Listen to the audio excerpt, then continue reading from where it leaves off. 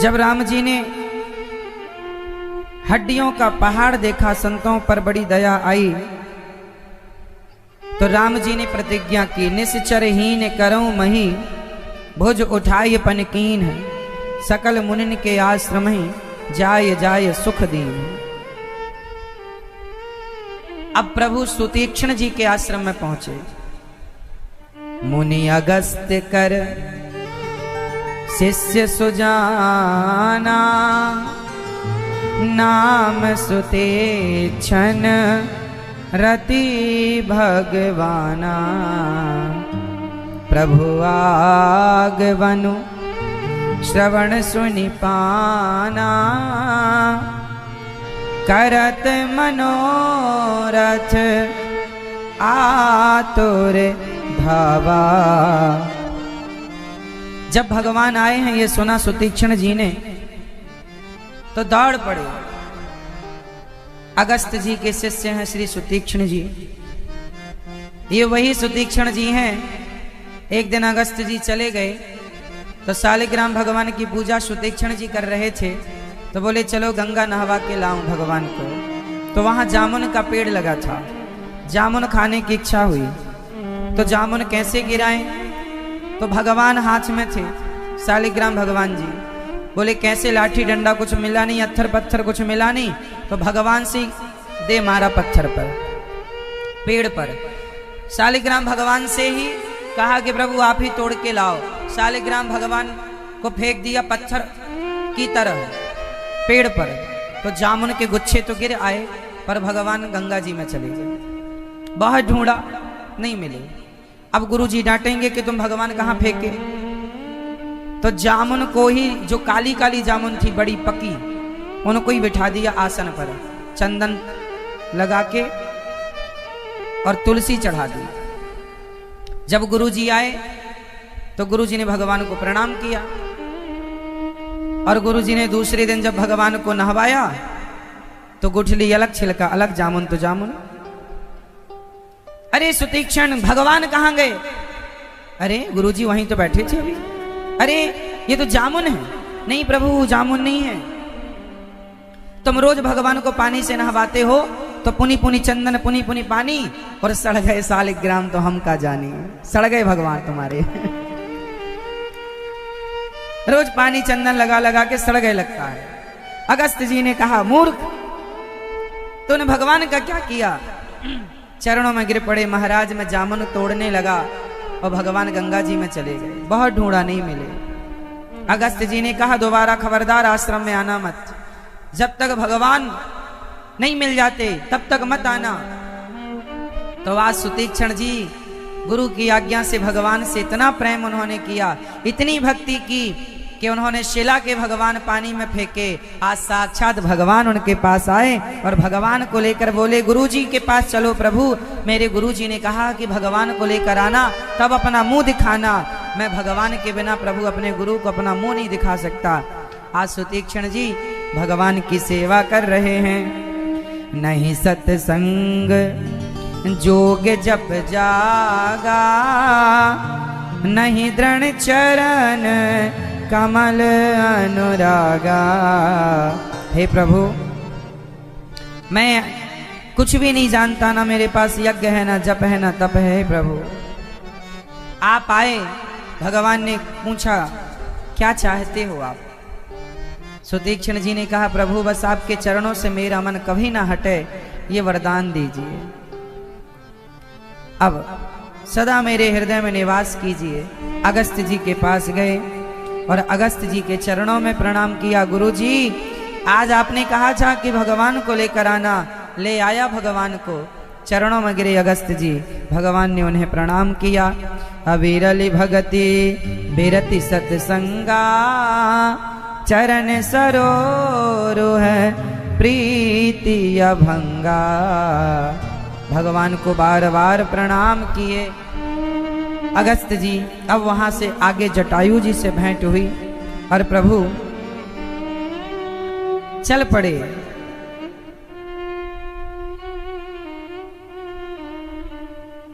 अब राम जी वहां से जब आगे चले तो राम जी अब पंचवटी में जाकर के विराजे हैं। पंचवटी बोले तो नासिक। लक्ष्मण जी को राम जी उपदेश कर रहे हैं। गुरु पितु मातु बंधुपति देवा सब मोहि कह जाने दृढ़ सेवा। जो व्यक्ति अपने माता पिता गुरुजनों की सेवा करता है उससे मैं जल्दी प्रसन्न हो जाता हूँ लक्ष्मण। प्रथम ही विप्र चरण अति प्रीति, जो ब्राह्मणों के चरणों में प्रीति रखता है मैं उससे अत्यधिक प्रसन्न होता हूँ। राम जी लक्ष्मण जी प्रेम से सीता मैया रहने लगी पंचवटी में। कि पंचवटी में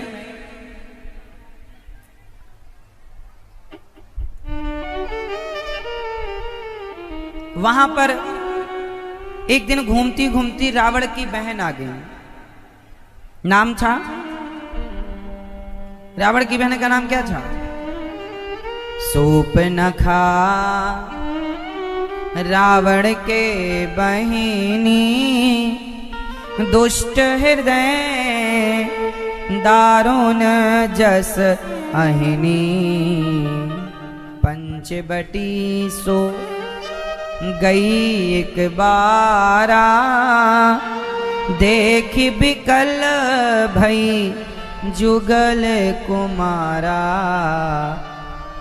सूपनखा रावण की बहनी सूपनखा जब राम जी के पास गई ये पंचवटी और राम जी को देखा तो वाह, सूपनखा के मुंह से निकल गया, क्या खूब लगते हो, बड़े सुंदर दिखते हो। राम जी पर लट्टू हो गई और जाते ही उसने आई लव यू कह दिया राम जी को।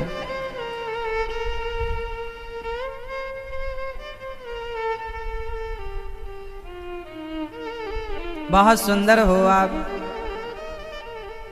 सूपनखा ऐसी थी जो मिल जाए बढ़िया सा उसे आई लव यू कह देती थी और अपनी शादी की चर्चा खुद चला लेती थी, माँ बाप की जरूरत। और थी शादीशुदा बुढ़िया और कुंवारी बनी घूमती रहती थी। सूपनखा के पति का नाम क्या था? मैया नहीं पता? विद्युत जिह्वा। सूपनखा के पति का नाम था विद्युत जिह्वा। इतना बलशाली था कि वो लंका को उठाकर अपने मुंह में रख के सो जाता था कि सुरक्षा की जरूरत थी नहीं। एक दिन रावण घबराया कि जीजा जी इतने बलवान हैं, एक आध दिन थोड़ा अंदर ले गए तो हम सबका पतन हो जाएगा, खत्म हो जाएंगे। तो रावण को लगा कहीं हमारे जीजा जी लंका में कब्जा ना कर लें, क्योंकि बड़े बलवान हैं। विद्युत जिह्वा बहुत बलवान था। तो रावण ने छल से उसे मार दिया। जब रावण ने मारा तो सूपनखा विधवा हो गई और लंका को सूपनखा ने त्याग दिया। सूपनखा ने एक बात कही है कि तुम्हारे जैसा कोई नहीं है, तुम सम पुरुष न मोह सम नारी, यह संयोग विधि रचा बिचारी। सूपनखा ये क्यों कहती है कि तुम सम पुरुष न मोह सम नारी? जब रावण ने विद्युत जिह्वा को मारा तो सूपनखा ने कहा, रावण अब जब तक तेरा सर्वनाश नहीं कर देती मैं इस लंका में पांव नहीं रखूंगी। और सूपनखा वहां से निकलकर खरदूषण के पास रहने लग गई। तो वही कहती है सूपनखा कि तूने मेरे सुहाग को उजाड़ा, मैंने तेरी लंका को ना उजाड़ दिया तो मेरा नाम सूपनखा नहीं। तो राम को देख करके उसकी छाती में ठंडक आई कि राम भी रावण का विनाश करेंगे। इसलिए कहते हैं तो सम पुरुष, तुम्हारी भी प्रतिज्ञा है कि निश्चरहीन करऊं मैं। तुम भी निशाचरों का नाश करने की प्रतिज्ञा ले चुके हो और मैं भी रावण के नाश की प्रतिज्ञा ले चुकी हूँ। इसलिए तो सम पुरुष न मोह सम नारी, तेरे जैसा पुरुष संकल्प करने वाला और तेरा संकल्प और मेरा संकल्प एक है, रावण का नाश। तेरा संकल्प और मेरा संकल्प एक है, रावण का नाश। इसलिए सूपनखा राम जी से कहती है, अच्छा चलो यहाँ तक तो सही था कि चलो राम भी रावण का नाश करेंगे और तू भी चाहती है यहाँ, पर ये शादी वादी की बात करने लग गई, ये थोड़ा झमेला ठीक नहीं। राम जी ने कहा, सूपनखा ने कहा कि हमसे विवाह कर लो।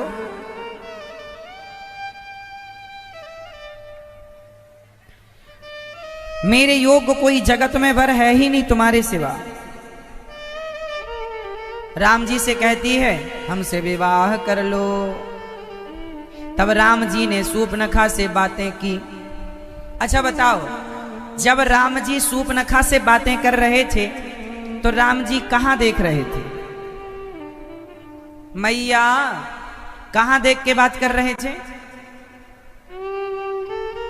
बताओ? सीता ही चितई।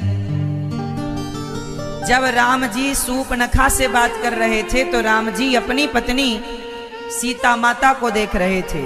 इसका मैसेज क्या है? इस बात से शिक्षा क्या मिली कि पराई स्त्री से बात करते समय ये याद रखो कि तुम्हारी शादी हो चुकी है, अपनी पत्नी पे नजर रखे बात किया करो, है ना। पराई नारी से या तो माँ के नजर से, या तो बेटी की नजर से, या तो बहन की नजर से ही बात करनी चाहिए। तो सूपनखा तो डायरेक्ट कह रही है हम विवाह करना चाहती हैं, और राम जी क्या कह रहे हैं? सीतहि चितई कहीं प्रभु बाता, आहि कुमार मोर लघु भ्राता।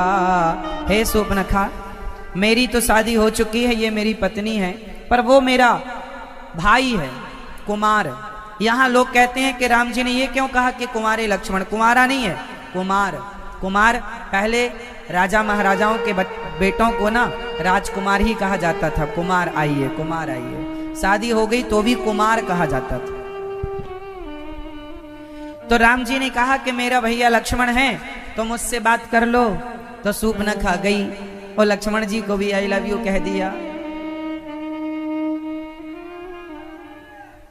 हाँ, तुम काहे चिल्ला रहे हो? तुम्हें ना कहेगा कोई अब तुम्हें ना कहेगा कोई, कहीं सूपनखा मिल जाए तुम्हें तो अलग विषय है।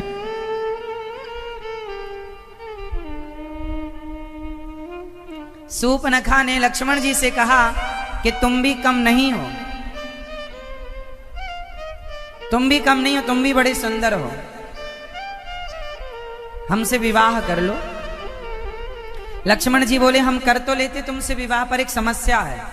हम राम जी के दास हैं तो हम राम जी के कपड़े धुलते हैं, राम जी के चरण दबाते हैं। यदि तुम हमसे विवाह करोगी तो तुम्हें सीता मैया के कपड़े धुलने पड़ेंगे और सीता मैया के चरण दबाने पड़ेंगे। बताओ मंजूर है? यदि मंजूर हो तो मैं आगे बात करूं।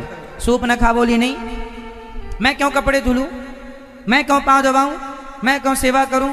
लो भैया, आजकल की शादियां ऐसी होती हैं, शादी करेंगे पर काम कुछ नहीं करेंगे, महारानी बने झूला झूलेंगे बस।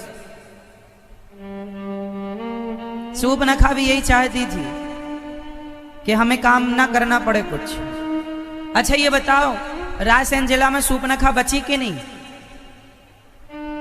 नहीं, सूपनखा नहीं है। सूपनखा कौन है? जो अपनी शादी की चर्चाएं खुद कर ले, वो सूपनखा है। वो सूपनखा की भतीजी होंगी कोई, उन्हीं की रिश्तेदार वंशज। कहीं गई थोड़ी सूपनखा, पहले एक थी अब ढेर है। सूपनखा का अर्थ है सूप जैसे नख।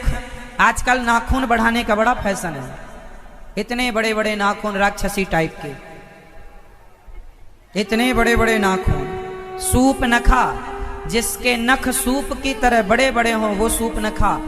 जो अपनी शादी की चर्चा खुद कर ले वो सूपनखा, और शादी होने पर भी कुंवारी बनी घूमे वो सूपनखा। आजकल की लड़कियां शादी होने के बाद भी मांग नहीं भरती कुछ। आजकल फैशन चलता है, पता है आपको?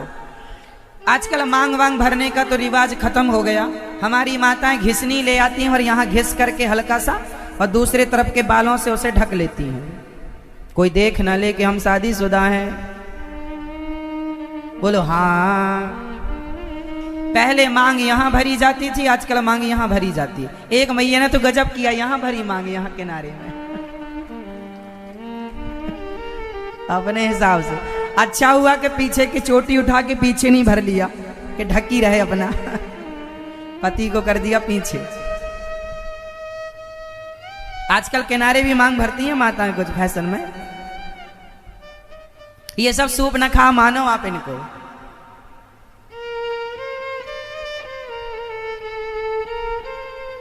शादी होने पर भी आप अपना श्रृंगार छिपाती हो। आजकल के शादी के बाद कुछ लड़कियां, कुछ स्त्रियां मंगलसूत्र नहीं पहनती। एक हाथ में चूड़ी यहां तक पहनेंगी और दूसरा हाथ खाली। फैशन, वाह आग लगे तुम्हारे फैशन में। ये सब सूप नखा है, समझो आप। शादी के बाद भी तुम्हारा चूड़ी पहनने में, अरे हमारे यहाँ कहावत लोग कहते हैं कि दुश्मन की बेटी के भी हाथ खाली ना हो। दुश्मन की बेटी के हाथ भी खाली। हाथ खाली का मतलब होता है विधवा। सुहागन नारी जब तक पति है, पति के होते हुए हाथ खाली नहीं होना चाहिए, अपशगुन माना जाता है। और आजकल फैशन के नाम पर हाथ खाली घूमते हैं। खाली हाथ होता है आपके यहाँ? एक हाथ में चूड़ी यहां तक, दूसरा हाथ खाली। या फिर एक घड़ी पहन लेंगी फैशन पर, चूड़ी नहीं। फैशन। ये सब कौन है? सूप न खा रावण के बहिनी। ना तो मांग भरते कुछ लोग, ना मंगलसूत्र पहनते, ना तो अपने से बड़ों का सम्मान है। सूपनखा से राम लक्ष्मण जी ने कहा हम विवाह नहीं कर सकते, राम जी से कुछ चर्चा। फिर लौट के आई, राम जी आपसे ही कर लो, वो तो हमें काम वाली बाई बनाना चाहता है। आप ही अच्छे हो, बड़े सुंदर हो। अब सोचो कि सीता मैया के मन में क्या गुजर रही होगी जब वो बगल में खड़ी सब सुन रही होंगी। सूपनखा बड़ी जिद्दी है, कहती हम आपसे विवाह करना चाहते। और सीता जी की तरफ देखती नहीं है सूपनखा। राम जी ने फिर कहा जाओ लक्ष्मण जी से फिर बात करो, शायद मान जाए। तब पुनि फिर राम निकट सो आई, प्रभु लक्ष्मण पही बहुरी पठाई। लक्ष्मण कहा तो ही सो बरई, जो त्रन तोरी लाज परिहरई। लक्ष्मण जी ने कहा तेरे से विवाह वही करेगा जो एकदम निर्लज्ज होगा, क्योंकि तू कम निर्लज्ज नहीं है। तुझे शर्म नहीं है जरा भी? विवाह की चर्चा माता पिता करते हैं, भाई करता है, तू खुद अपने विवाह की चर्चा कर रही है। सबसे बड़ी निर्लज्ज है तू। लक्ष्मण जी ने डांटा, पर उसे कोई प्रभाव नहीं। फिर भी कह रही है हम करेंगे तो वापसी करेंगे। तो लक्ष्मण अति लाघव सो, गुस्सा आ गई लक्ष्मण जी को, बड़ी बातें कर रही है। उठाई तलवार, और तलवार उठा के लक्ष्मण जी ने नाक कान बिनु कीन, नाक उड़ा दी और कान भी उड़ा दिए। अच्छा लक्ष्मण जी ने नाक क्यों काटी? हाथ पांव काट देते ना, कहीं जाती ही नहीं। नाक काटी, नाक इसलिए काटी लक्ष्मण जी ने। लोगों ने पूछा कि लक्ष्मण जी आपने नाक ही क्यों काटी? लक्ष्मण जी पूछे हाथ पांव काटते तो इसे बताना पड़ता कि फलानी जगह गई थी मैं, तो वहां मेरे पांव कट गए, हाथ कट गए, नाक काटी है। तो इसे बताना नहीं पड़ेगा कि मैं कहां गई थी, लोग देखते ही समझ जाएंगे नाक कटाने गई थी, सो नाक कटा के आ गई। नाक काट दी। अच्छा कान क्यों काटा? नाक तो ठीक थी। सूपनखा के कान क्यों काटे मैया? सूपनखा के कान क्यों काटे लक्ष्मण जी ने? जो राम की बात ना सुने, जो लक्ष्मण जी की बात ना सुने, जो धर्म की बात ना सुने, उनके कान तो काट ही देने चाहिए, क्योंकि फिर कान बचे किस लिए? धर्म की बातें तुम सुनती नहीं हो तो तुम्हारे कानों के होने का अर्थ क्या है? इसलिए कान और नाक दोनों लक्ष्मण जी ने उड़ा दी। रावण को चुनौती दे दी, चुनौती कि देख लो तुम्हारी बहन को मैंने नाक कान काट दिया। खरदूषण के पास दौड़ी दौड़ी गई और खरदूषण जब युद्ध करने आए तो खरदूषण ने कहा वाह, राम को देखकर ना खरदूषण भी मोहित हो गए। यद्यपि भगनी कीन्ह कुरूपा, बधलायक नहीं पुरुष अनुपा। राम लक्ष्मण इतने सुंदर थे मेरी माँ कि खरदूषण जब उन्हें देखे ना तो बोले आप कितने सुंदर हैं, वैसे भले तुमने मेरी बहन की नाक कान काटी फिर भी मैं तुम्हें नहीं मारता, चलो छोड़ देता हूं। भगवान ने कहा नहीं आए हो तो कर लो युद्ध। तो खरदूषण ने जब बाण चलाया तो राम जी ने जितने राम थे अर्थात जितने वहां लोग थे, खरदूषण की सेना को आपस में ही राम का दर्शन होने लगा। वो उसे राम समझकर मारे, वो उसे राम समझकर, तो आपस में लड़ करके मर गए और सबको राम का दर्शन हुआ। सब भगवत धाम चले गए। खरदूषण को राम जी ने मार दिया, सेना मारी गई, अकेले राम जी ने काम तमाम कर दिया, किसी की जरूरत नहीं। ये खरदूषण जानते हो कितने बलवान थे। अब रावण जब खरदूषण मारे गए तो शूर्पणखा अब रावण के पास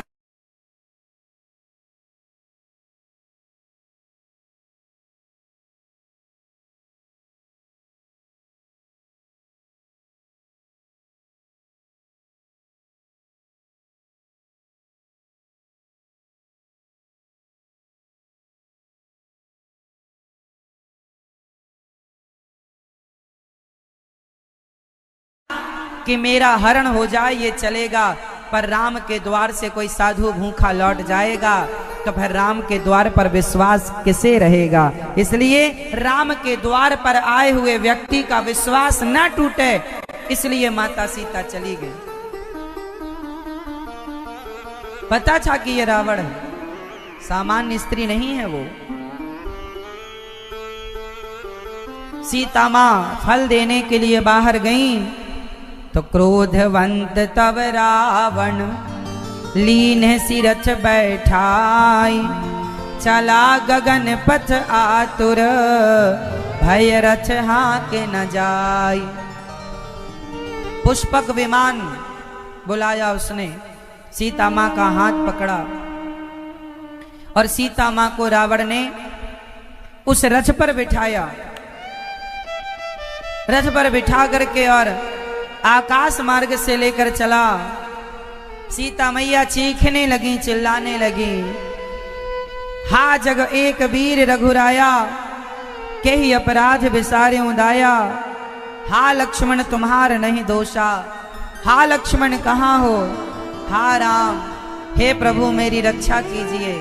रावण सीता माँ को लेकर चला गया, चीखती रही, चिल्लाती रही, हा लक्ष्मण तुम्हार कोई दोष नहीं है।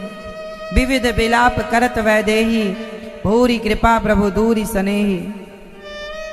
राम जी बहुत दूर रह गए। सीता माँ विलाप करने लगी, हा लक्ष्मण हा राम तुम्हारा दोष नहीं था। अच्छा, माता सीता को इतना कष्ट क्यों मिला जानते हो? अभी थोड़ी देर पहले आपने सुना कि सीता माँ ने लक्ष्मण जी को बहुत डांटा, बहुत कठोर शब्द कहे। और लक्ष्मण जी हैं आचार्य और सीता मैया ने लक्ष्मण जी को डांटा। लक्ष्मण जी हैं भगवान के भक्त और सीता मैया ने लक्ष्मण जी को डांटा।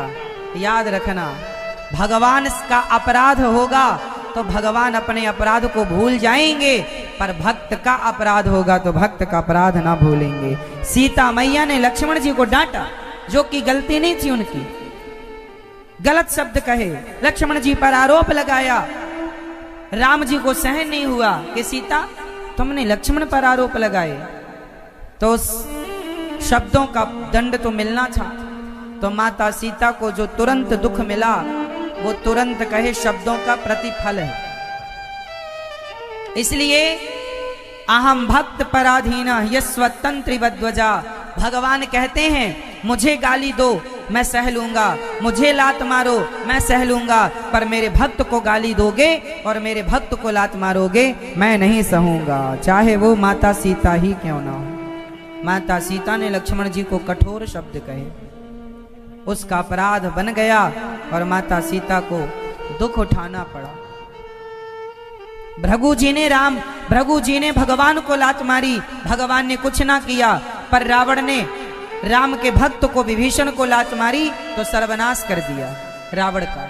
भगवान कहते हैं मुझे लात मारोगे मैं सह लूंगा, पर मेरे भक्त को लात मारोगे अपमानित करोगे मैं सहूंगा नहीं। लक्ष्मण जी के अपमान को राम ना सहन कर पाए और ये उसी का प्रतिफल है।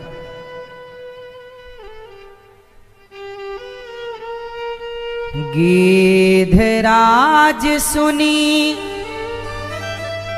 आरत बानी, रघुकुल तिलक नारी पहचानी।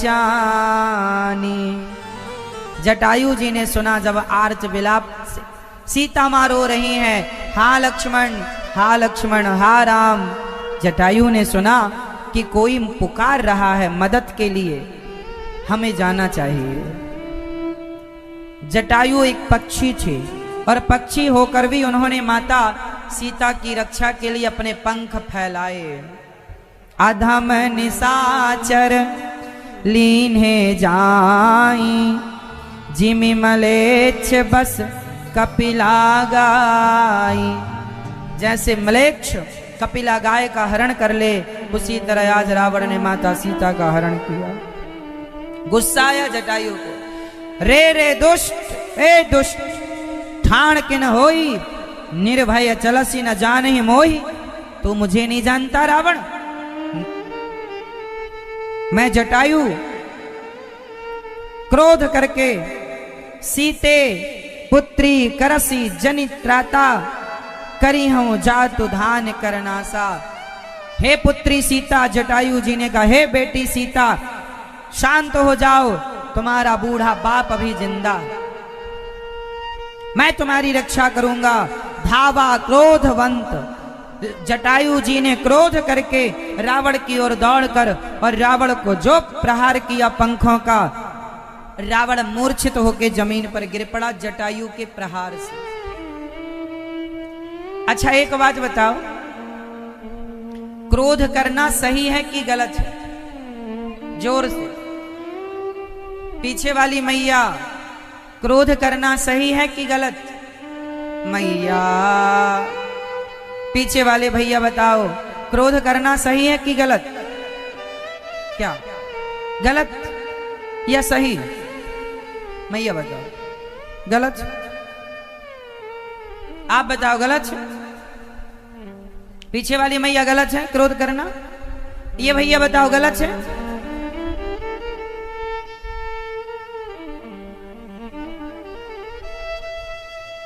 मैया, क्रोध करना सही है कि गलत? गलत। क्रोध करना गलत है, क्रोध नहीं करना चाहिए। पर ये बताओ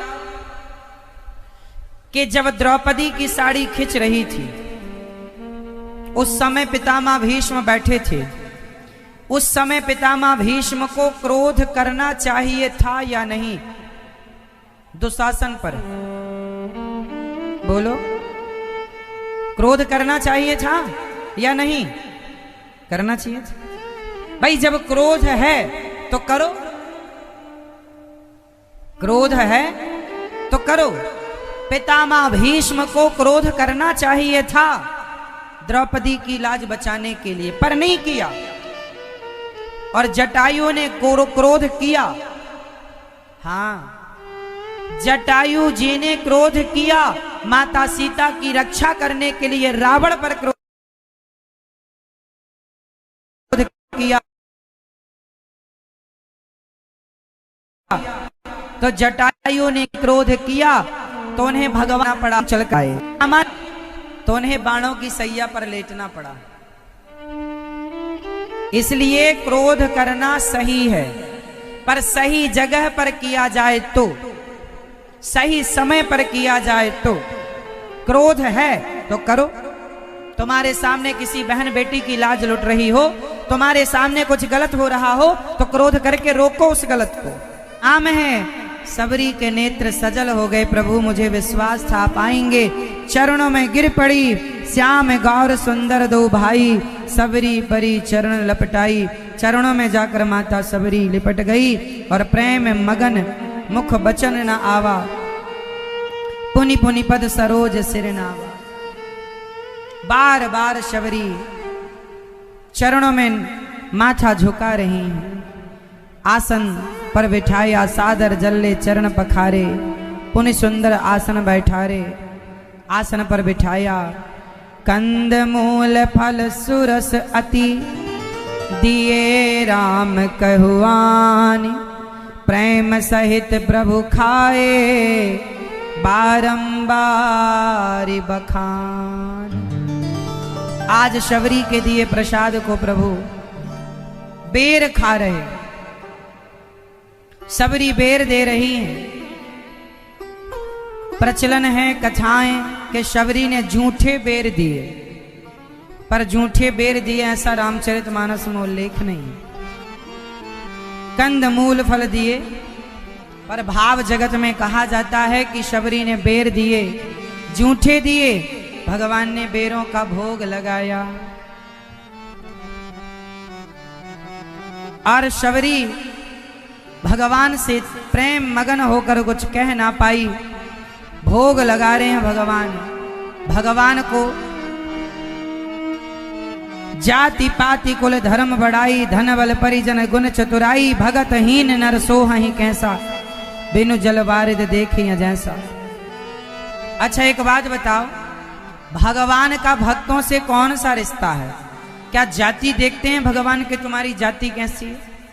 भगवान जाति नहीं देखते कि आप कितनी बड़ी और कितनी छोटी जाति से हैं। भगवान तो माना हूं एक भगति कर नाता, मैं भक्तों से प्रेम का भक्ति का रिश्ता मानता हूं, दूसरा कोई रिश्ता नहीं। आज राम जी ने माता शबरी को भक्ति सुनाई। भक्ति कितने प्रकार की होती है मेरी मां? जोर से। अनुज बधू भगनी सुत नारी, सोनो सठ कन्या सम चारी। इन्हीं को दृष्टि बिलोक जोई, ताहि बधे कछु पाप न होई। मैया बाली ने कहा कि आपने मुझे छिप करके क्यों मारा? राम जी ने कहा क्या करता मैं? अच्छा बताओ, राम जी ने छिप करके बाली को मारा तो छिप करके मार के सही किया कि गलत किया? जोर से बोलो, छिप के मार के सही किया कि गलत किया? जोर से। हाँ सही किया कि गलत? भैया बताओ आप, सही या गलत? सही। मैया बताओ। मैया चला लो मोबाइल, नहीं रहा जा रहा तुम्हें मोबाइल देखे बिना। बताओ सही किया राम जी ने कि गलत किया? छिप के मार के सही। अब सही किया तो इसे सिद्ध करो कैसे सही है। तो हम बता रहे हैं, राम जी ने कहा अरे बाली, तूने अपनी पत्नी, अपने भाई की पत्नी का हरण कर लिया। छोटे भाई की पत्नी बेटी की तरह होती है, और तूने अपनी छोटी भाई की पत्नी को चुरा कर तूने उसके साथ दुराचार किया। तुम जैसे पापियों को मार देना ही धर्म है, चाहे सामने से मारो चाहे पीछे से मारो, बस तुम जैसे पापियों को मार देना धर्म है, बस ये मैं जानता हूं। हाँ, इन्हीं को दृष्टि विलोक जोई, ताही बधे कछु पाप ना हो। इन्हें मारने से आतंकवादियों को चाहे सामने से मारो पीछे से मारो, बस मार दो। ये नहीं देखा जाएगा कि तुम्हें आगे से मारेंगे, नहीं, मारो बस। क्यों मेरी मां? दुष्ट आदमी को बस मार देना चाहिए जो अपने भाई की पत्नी का हरण किया हो। रावण जैसों को मार देना ही धर्म है। हाँ, जब दुर्योधन को मारने लगे भीम भैया, तो वहां पर बलराम जी आए और बलराम जी ने कहा दुर्योधन भीम, जांघों में बाण नहीं मारा जाता, क्योंकि गदा युद्ध का नियम होता है कि जंघाओं पर बाण नहीं मारा जाता, और तुमने दुर्योधन की जांघों पर बाण मार के तुमने युद्ध के नियम को तोड़ा है, तुमने अधर्म किया है, अब तुम्हें मैं मारूंगा। भगवान कृष्ण बोले, बलराम जी मारने दो, भीम भैया जैसे मार रहे हैं वैसे ही धर्म है। अरे कन्हैया तुम भी अधर्म का पक्ष ले रहे हो। भगवान बोले ये अधर्म नहीं है। क्यों? भरी सभा में द्रौपदी की साड़ी उतारना क्या धर्म था? किसी और की नारी को अपनी जंघा में आके बैठ जा कहना धर्म था? तब आप कहां थे? तब धर्म का पाठ कहां था आपका? दुर्योधन जैसे अधर्मियों को मारने के लिए धर्म का मुंह ना देखा जाएगा। इन अधर्मियों को अधर्म से मारना ही धर्म है। ये तो जैसे मरे मारो, ये तो जैसे मरे मारो बस। इसलिए अधर्मी को मारना धर्म है। पृथ्वीराज चौहान ने 16-17 बार मोहम्मद गौरी को क्षमा किया। बोलो हाँ। पृथ्वीराज चौहान ने मोहम्मद गौरी को 17 बार छोड़ा, और एक बार उसने पकड़ लिया तो उसने एक बार नहीं छोड़ा। तो ज्यादा तुम धर्म का पाठ, ज्यादा तुम धर्मात्मा ना बनो। तुम ज्यादा धर्मात्मा बनोगे तो मोहम्मद गौरी तुम्हारी आंखें फोड़ देगा। इसलिए जैसे मार सको दुष्टों को मारो, यही धर्म है। छोड़ दोगे तुम्हारी आंखें फूट जाएंगी। सही वक्त पर मार दिए होते। जिन्ना ने भारत के टुकड़े करा दिए। महात्मा गांधी से कहा हमें अलग देश चाहिए, 2-4 थप्पड़ मार दिया होता मोहम्मद जिन्ना को।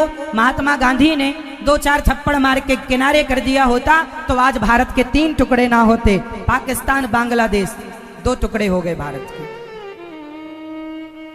दुष्टों को मारो, मानो मत इन दुष्टों की बात। जिन्ना को मारना था, उसके चक्कर में लो ना मुसलमान ना वहीं रह पाए, ना यहीं रह पाए, ना हिंदू वहीं रह पाए, ना यहीं रह पाए। अब बांटे थे तो बंटवारा भी ठीक नहीं कर पाए। बंटवारा करता नहीं। आजकल कुछ बूढ़ों को बंटवारा करना नहीं आता, इसके कारण बच्चों में झगड़ा होता रहता है। बापों को सही बंटवारा करना नहीं आता। बंटवारा करना, ना देश का बंटवारा करना आया, ना आज के बापों को औलादों को सही बंटवारा करना आया। तुम्हारी गलती के कारण बच्चे सारी जिंदगी लड़ते हैं। सही बंटवारा क्यों नहीं करते खेती बाड़ी का? ना तो देश का ही सही कर पाए, ना तो आज के बाप सही कर रहे। बोलो हाँ। देश का बंटवारा हुआ, सही था या गलत था? बताओ, देश का बंटवारा सही था या गलत था? ये डिसीजन, ये निर्णय सही था या गलत था? गलत। और सही था तो फिर भेज देते सबको वहीं, ये रोज रोज का रोना ना रहता।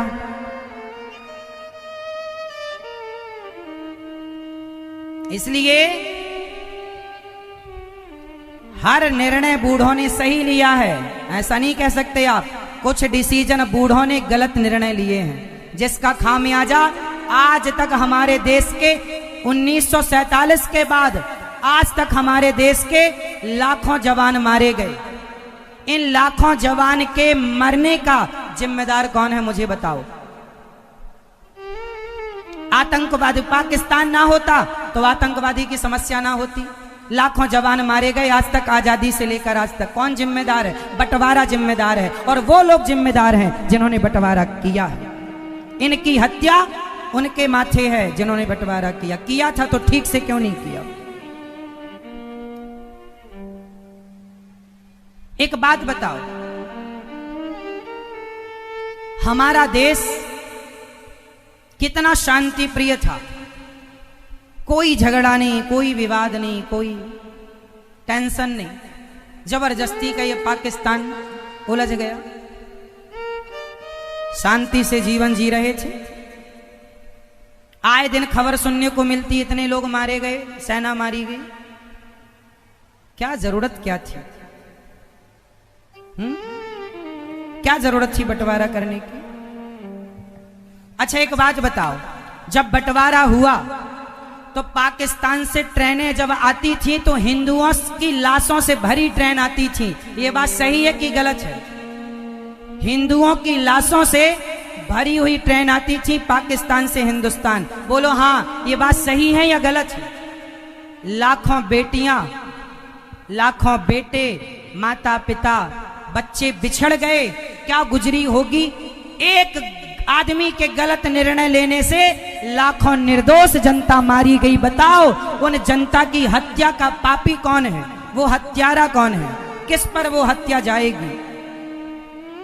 उन्हीं पर जाएगी जिन्होंने बांटा। एक गलत डिसीजन से लाखों हिंदू मारे गए थे। मारे नहीं गए, लाखों हिंदू बेघर हो गए। बहन बेटियों की सरेआम लाज लूट ली गई। बच्चों को काट दिया गया एक गलत निर्णय से।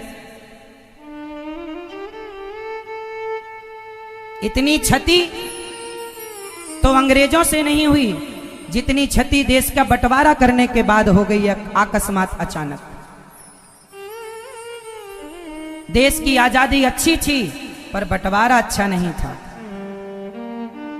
इसलिए कहता हूं बिना विचारे जो करें सो पाछे पछताएं, काम बिगाड़े आपनो जग में होत हंसाएं। मैं कभी सही नहीं ठहरा सकता उन लोगों को जिन्होंने देश का बंटवारा किया था तो ठीक ठीक करना था और सबके बाप बने बैठे।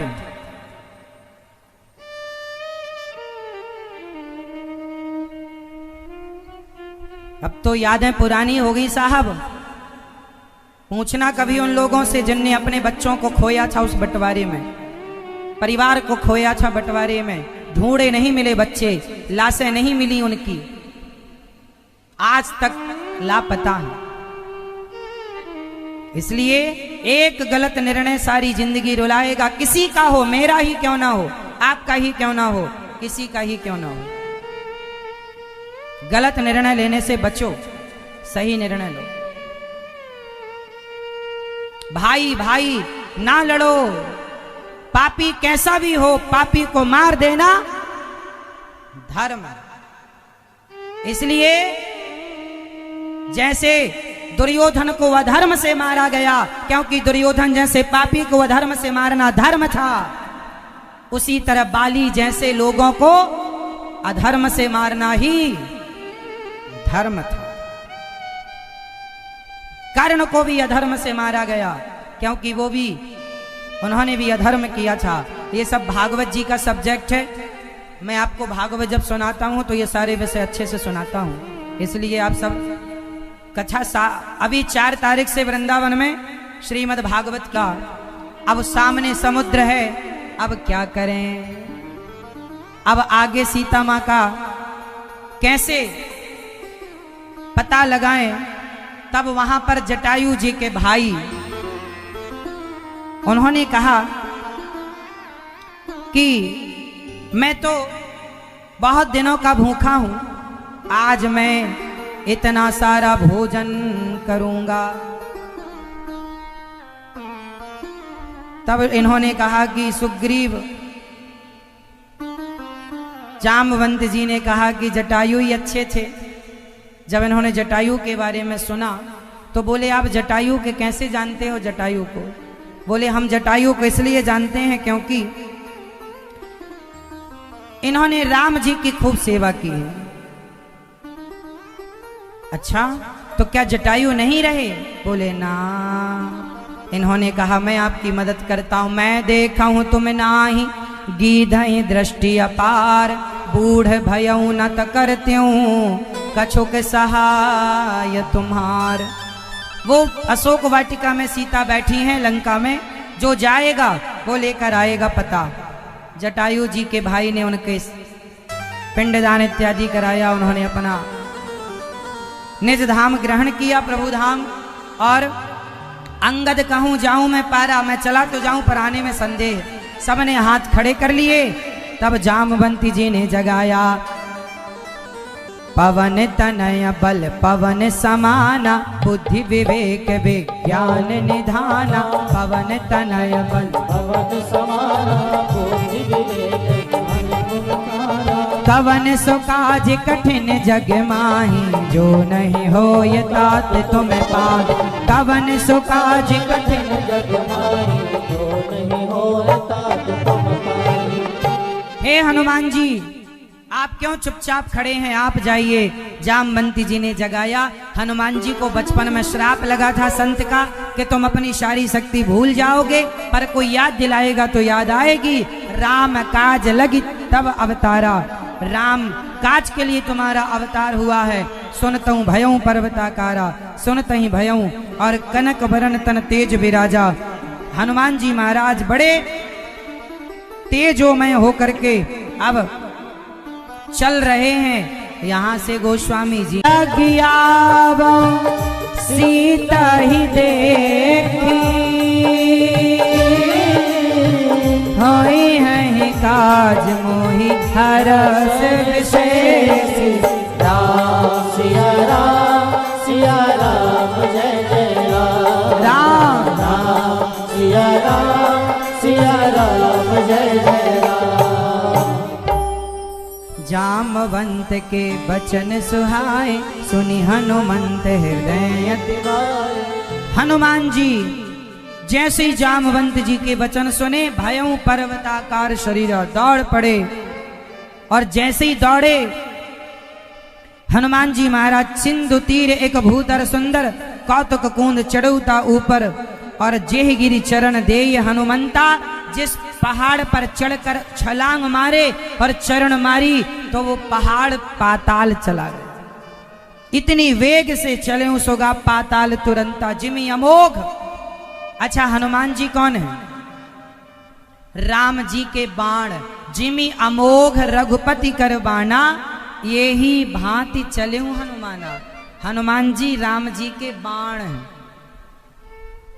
बाण की तरह चले। अब आगे चले तो मैनाक पर्वत आया, हनुमान ते परसा, कर पुनि कीन्ह प्रणाम। राम काज कीन्हे बिनु, मोहि कहाँ विश्राम।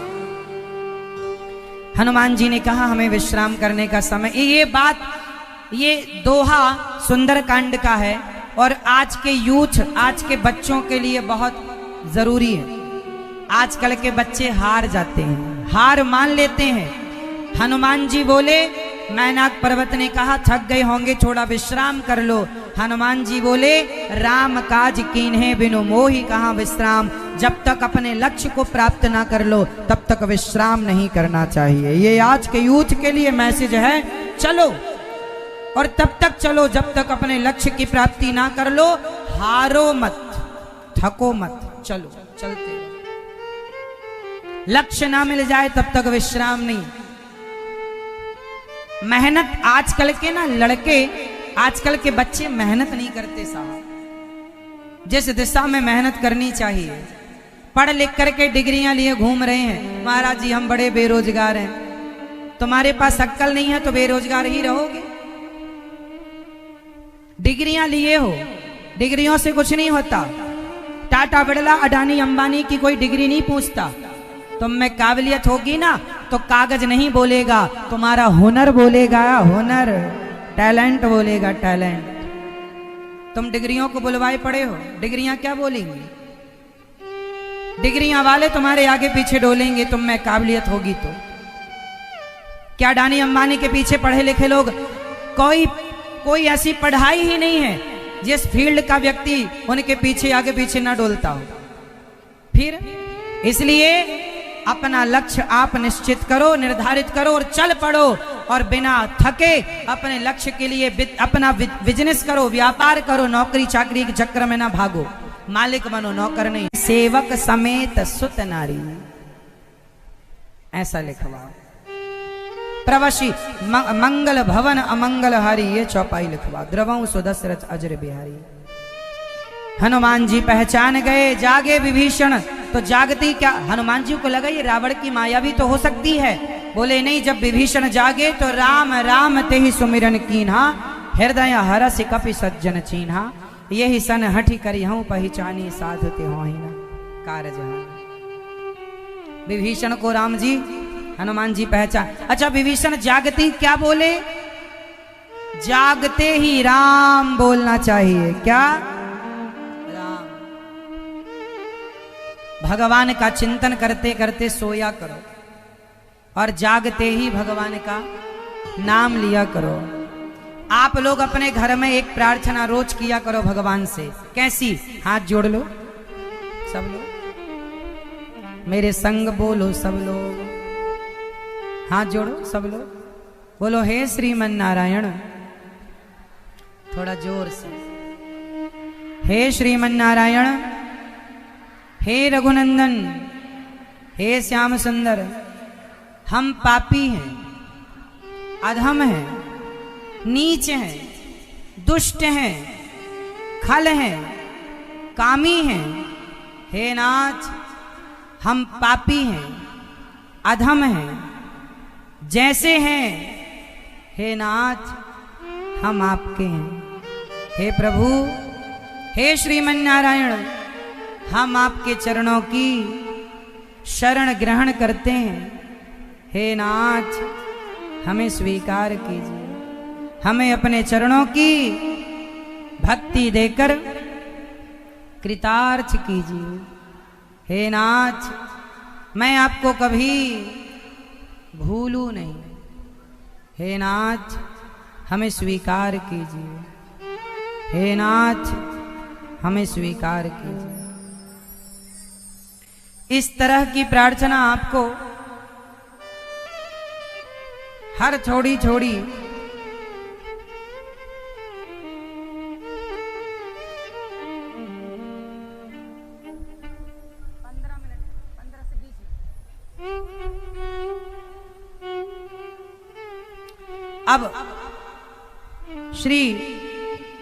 अब आप लोगों को मैं एक मानसिक पूजा भी बता देता हूं। लगे हाथ, रीढ़ की हड्डी सीधी करो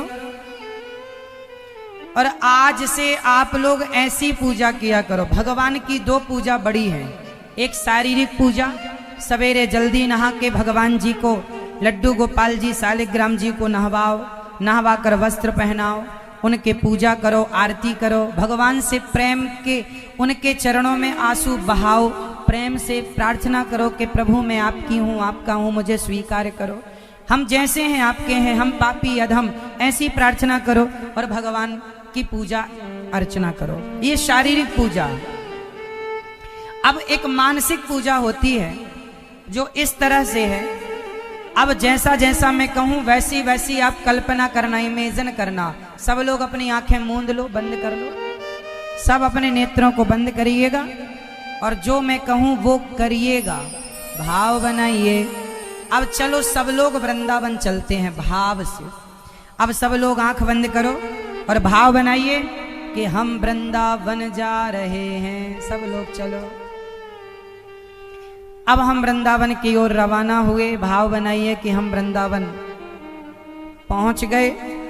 अब कल्पना कीजिए, इमेजिन कीजिए, भाव बनाइए कि हे प्रभु,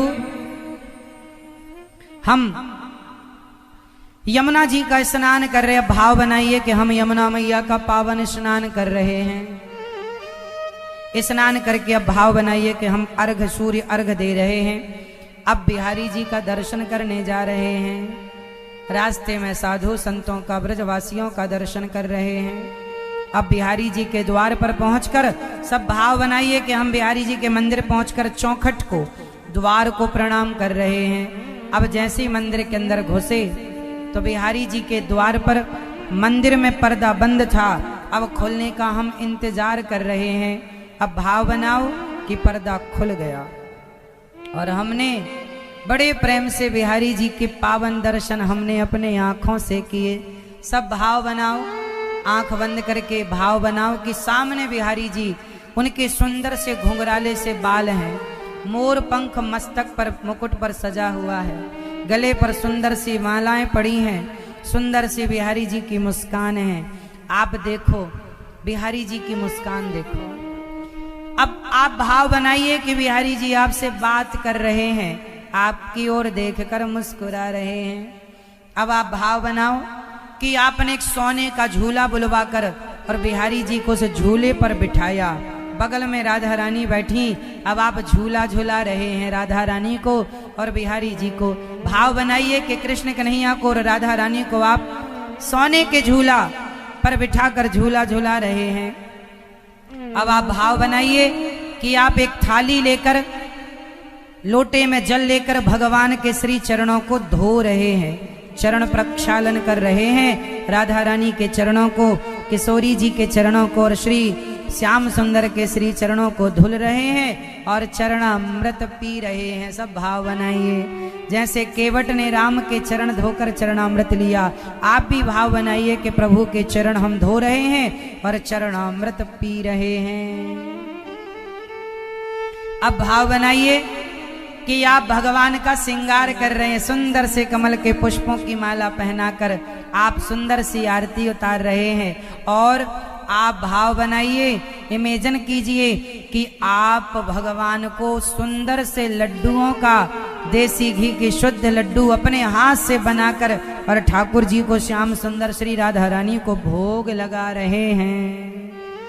भोग लगाइए, इस तरह से आप भगवान जी का भोग लगाकर अब आप देख रहे हैं कि श्याम सुंदर लड्डू उठा उठा के राधा रानी को खिला रहे हैं और राधा रानी श्याम सुंदर को खिला रही हैं। भगवान ने कहा बस करो, जो बचा वो प्रसाद आप ग्रहण कर रहे हैं, ये भी भाव बनाइए।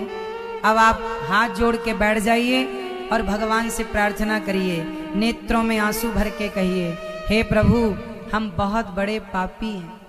मन में कहिए, हे नाथ हम बहुत बड़े पापी हैं, हम अधम हैं। इस धरती पर ऐसा कोई पाप नहीं है जिस पाप को हमने लाखों बार ना किया हो।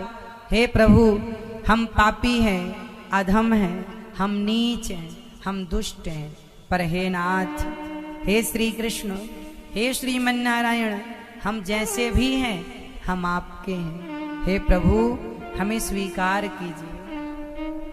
भाव बनाइए आप लोग और आप अपने आप को समर्पित कर दीजिए प्रभु के चरणों में। हे नाथ, आज से आप ही हमारे सब कुछ हैं, तुम ही, आप ही माता हो, आप ही पिता हैं। हे प्रभु हम व्यर्थ में चिंताएं करते हैं, व्यर्थ में टेंशन पालते हैं। हे प्रभु आप ही करता धरता है, हे प्रभु सब आप ही करते हैं। ऐसी कृपा कीजिए कि सदा के लिए आप मेरे हृदय में बैठ जाइए और एक पल के लिए भी